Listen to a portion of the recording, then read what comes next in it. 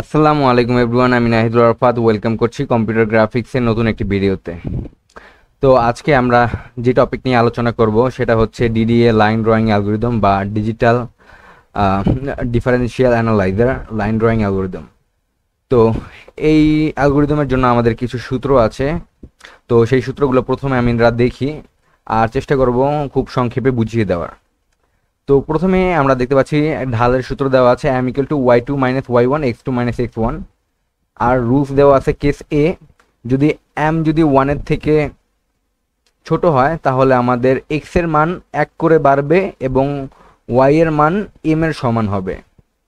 আর case 2 এর ক্ষেত্রে, case B এর ক্ষেত্রে m এর মান যদি আমাদের 1 এর থেকে বড় হয় তাহলে হচ্ছে y is equal to, এখানে y হবে, দুঃখিত,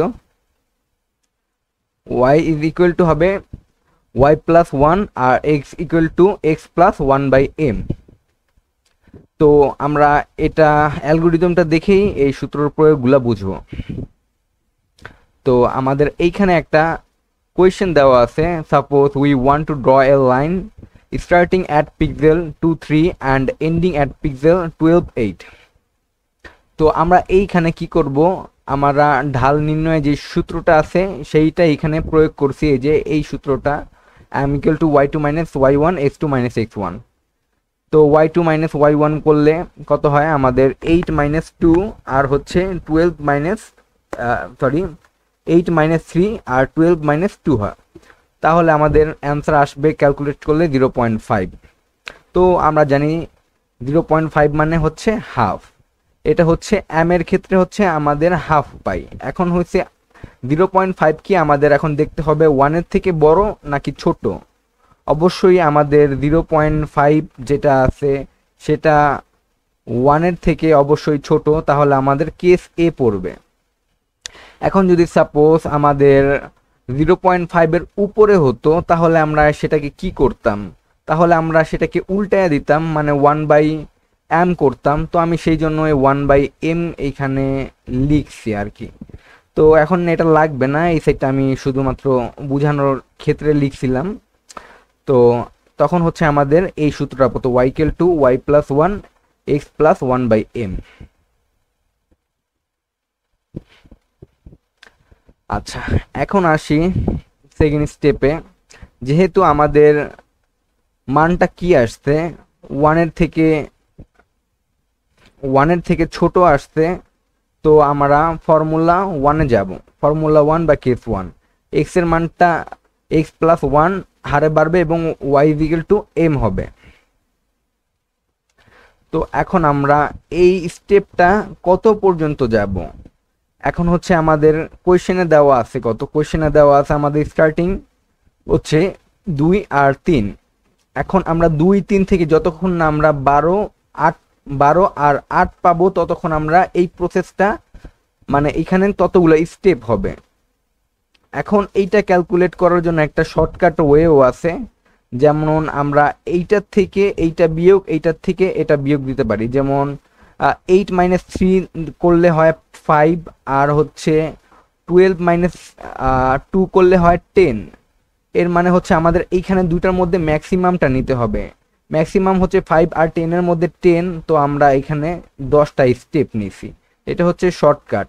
আর অথবা হচ্ছে এটাও করতে পারেন, যতক্ষণ না 12 আর 8 পাচ্ছেন, 12 8 বলতে এই যে এই 12 আর 8 পাচ্ছেন ততক্ষণ আমরা এই প্রসেসটা চালাবো, মানে ক্যালকুলেশন করতে থাকবো।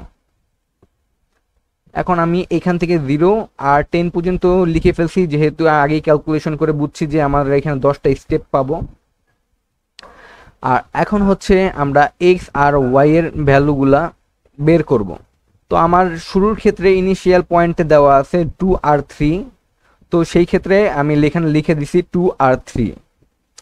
এখন এক্স প্লট আর ওয়াই প্লটের মানটা বের করব।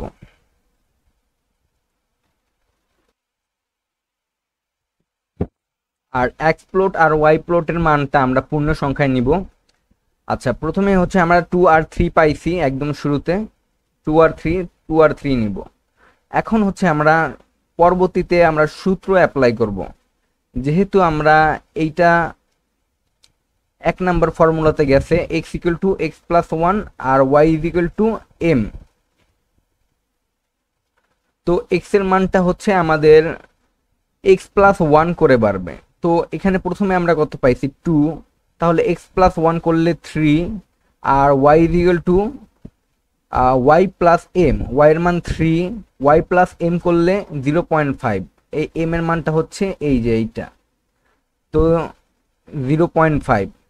আর হচ্ছে এই জায়গাটা এক্স প্লট আর ওয়াই প্লটটা হচ্ছে এইখানে হচ্ছে আমরা পূর্ণ সংখ্যায় নিব, তো 3, তো আমরা এখানে 3 দিয়ে দিলাম আর 3.5 এর সেল ভ্যালু হচ্ছে 4।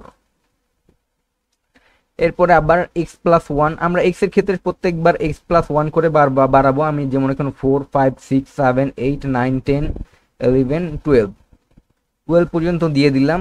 আর এই ক্ষেত্রে আমরা কি করব, 0.5 করে বাড়াবো। তো 0.5 করে আমি এটা কত আসবে 4, এটা 4.5, এটা 5, এটা 5.5, এটা 6, এটা 6.5, এটা 7, এটা 7.5, এটা 8। তো আমরা লাস্ট পর্যন্ত দেখা যাচ্ছে যে 12 আর 8 পেয়ে গেছি। তো আমার এতটুকু কাজ শেষ। এরপরে হচ্ছে আমরা এক্স প্লট আর ওয়াই প্লট নিয়ে কাজ করব।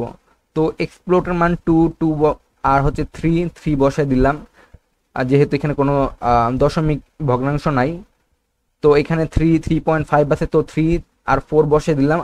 আর সাপোজ এইখানে যদি 3.3 বা 3.2 থাকতো, তাহলে আমরা কি নিতাম, তাহলে আমরা এটাকে মানে ফ্লোরে নিতাম, কারণ এটা 3.5 এর থেকে ছোট। তো তখন আমাদের এই ভ্যালুটা এই এই ভ্যালুটা হইতো 3, তো তখন হচ্ছে আমরা এখানে 3 বসাইতে পারতাম। তো এখন হচ্ছে 4, যেহেতু 4 বসাইলাম, 5 এর জন্য বসাইলাম, প্রত্যেকটা সেম ভাবে বসাইলাম। বসানোর পর আমাদের 12 আর 8 আসে। তো এইখানে আমরা কিছু একটা অক্ষ পাওয়া গেছি, এই অক্ষগুলাকে আমরা কোঅর্ডিনেটে, মানে এইখানে কত আমার 8 পর্যন্ত আছে আর এইটা হচ্ছে 12 পর্যন্ত আছে, এক্স হচ্ছে 12 পর্যন্ত আছে। তো আমাদের এটা এক্স এক্সিস, এটা হচ্ছে ওয়াই এক্সিস বরাবর করে।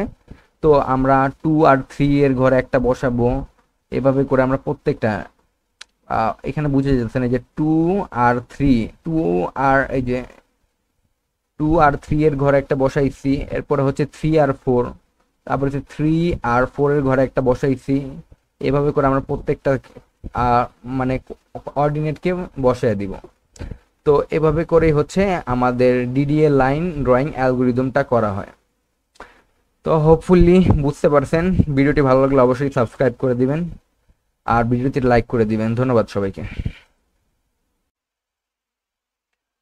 আর আরেকটা জিনিস হচ্ছে, যদি আমাদের কেস 2 তে পড়তো, মানে 1 এর থেকে যদি আমরা এম এর মানটা বড় পাইতাম, এখান থেকে কত পাইছি 0.5, অথবা যদি আমরা 0.5 না পেয়ে এম এর মানটা যদি আমরা সাপোজ 5 পাইতাম, 5 মানে হচ্ছে 1 এর থেকে বড়, তাহলে আমাদের এই কেসে পড়তো। তখন হচ্ছে আমরা কি করতাম, তখন হচ্ছে আমরা ওয়াই এর মানটা কি করতাম, 1 করে বাড়াতাম।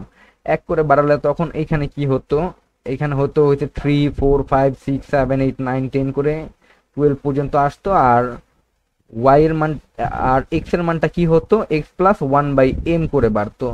তো এই সাইডে হয়েছে এক্স প্লাস ওয়াই/m, এক্স প্লাস ওয়াই/m করে এই পর্যন্ত আমরা আসতাম। তো এটাই হচ্ছে দুইটার ডিফারেন্স। হোপফুলি পরেরটাও করতে পারবেন একইভাবে যদি এই ফর্মুলাতে ও আসে।